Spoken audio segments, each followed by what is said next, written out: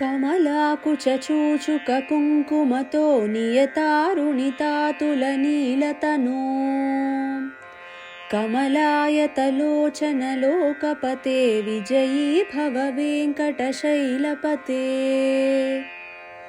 स चतुर्मुखषण्मुखपञ्चमुखप्रमुखाखिलदैवतमौलिमणे शरणागतवत्सलसारनिधे परिपालय मां वृषशैलपते। अतिवेलतया तव दुर्विषहैरनुवेलकृतैरपराधशतैः भरितं त्वरितं वृषशैलपते परया कृपया परिपाहि हरे। अधिवेङ्कटशैलमुदारमतेर्जनताभिमताधिकदानरतात् परदेवतया गदितान्निगमैः कमलादयितान्न परङ्कलये।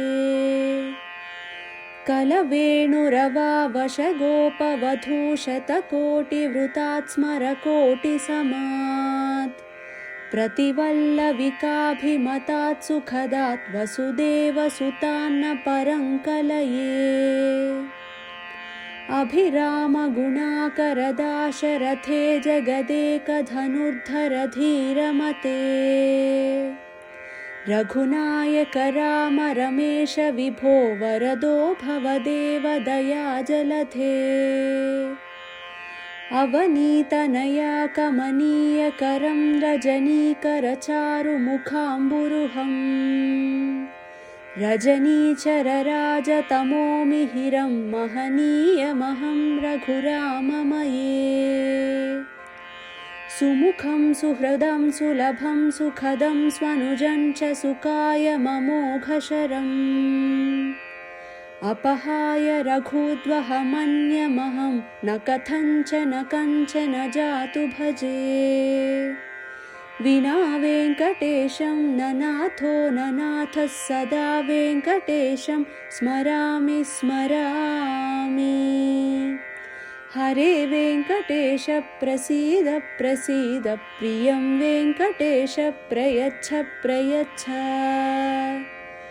अहं दूरतस्ते पदाम्भोजयुग्मप्रणामेच्छयागत्य सेवां करोमि। सकृत्सेवया नित्यसेवाफलं त्वं प्रयच्छ प्रयच्छ प्रभो वेङ्कटेश। अज्ञानिना मया दोषान् अशेषान् विहितान् हरे क्षमस्व त्वं शेषशैलशिखामणे। अज्ञानिना मया दोषान् अशेषान् विहितान् हरे क्षमस्व त्वं शेषशैलशिखामणे।